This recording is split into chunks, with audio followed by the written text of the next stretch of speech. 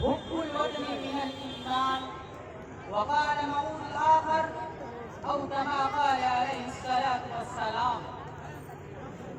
गलत इल्जाम है हम पर वफादारी नहीं करते, गलत इल्जाम है हम पर वफादारी नहीं करते। अरे हम मोहब्बत बांटते हैं मगर अदाकारी नहीं करते। बुरा वक्त जब भी आया है वतन पर आए वतन वालों, बुरा वक्त जब भी आया है वतन पर आए वतन वालों, हम अपनी जान दे देते हैं मगर गद्दारी नहीं करते। दोस्तों, जैसे कि आप सभी को मालूम है कि आज कोई त्योहार तो नहीं है, 26 जनवरी ये हमारे मुल्क हिंदुस्तान के तारीख में निहायत अहमियत का दिन है। और आप ये भी जानते हैं कि हमारे मुल्क का आईन नाफिज हुआ, हिंदुस्तान का जप्पा जप्पा और हिंद का पूरा पूरा इस बात पर शाहिद है कि जब इस हिंदुस्तान की मुकद्दस जमीन पर तन के गोरे और मन के काले अंग्रेजों का नादाब साया पड़ा और जब से यह किसी को हिंदुस्तान की तो उस वक्त अंग्रेजी इक़्तिदार के खिलाफ सबसे पहले अरे खड़े अभी नहीं राहों की मुकद्दस से बेफिक्र होकर, राहों के बेखतरा से बेफिक्र होकर इस मुल्क की आजादी के लिए हमने बरसे अदालत ने आजादी दिलाई तो माल्टा की कोर्ट को अपना वतन बनाया। लेकिन मेरे दोस्तों, आजादी के बाद यूं मिले वतन के लोग हमसे आजादी के बाद, यूं मिले वतन के लोग हमसे आजादी के बाद जैसे बेहिस बाप को यूं निशानी के। मेरे दोस्तों, आज हिंदुस्तान के अंदर क्या हो रहा है?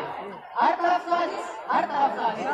हिंदुस्तान के अंदर मुसलमानों को कैसे कैसे हथियार इस्तेमाल किए जा रहे हैं, हिंदुस्तान के अंदर मुसलमानों को कैसे कैसे लोगों को सताया जा रहा है। और कभी हमारे मासूम बच्चे को मौत के घाट उतार दिया जाता है, और कभी हमारे माँ और बहनों को इज्जत से खिलवाड़ किया जाता है, और कभी हमारे माँ और बहनों की इज्जत से खिलवाड़ किया जाता है, और कभी हमारी मसाजिद को मिसमार किया जा रहा है, और कभी हमारी मकामी पर सख्त नजर डाली जा रही है। अब तो यह हो चुका है कि आज हमारी शरीयत में मुदाखलत करने की कोशिश कर रहे हैं।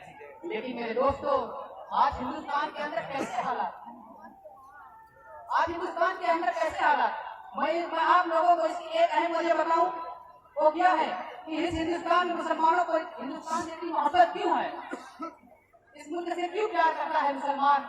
अरे हम जीते जी तक इस मुल्क से प्यार करते रहेंगे और मरते तब तक इस मुल्क से प्यार करते रहेंगे। मोहब्बत का सर्टिफिकेट किसी खड़े होकर पेशाब करने वाले से लेने की हमें जरूरत नहीं है। मोहब्बत का तरीका हमें अल्लाह के रसूल ने सिखाया है, मोहब्बत का तरीका हमें कुरान ने सिखाया है, हमें नावल से सीखने की कोई जरूरत नहीं है। हज़रात, आज हिंदुस्तान के अंदर कैसे कैसे हालात, मैं आपको एक साफ तौर पे बताना चाहता हूँ कि ये फिरका प्रस्तावक यकीनन आटे में नमक की तरह है। इनकी वजह से हिंदुस्तान का माहौल खराब हो रहा है, इनकी वजह से हिंदुस्तान का माहौल बिगड़ रहा है। तो हमें चाहिए कि नास्तिक के सांपों को कुचल डाले, इन जहरीले सांपों को कुचल डाले और मुल्क की बका की हिफाजत है।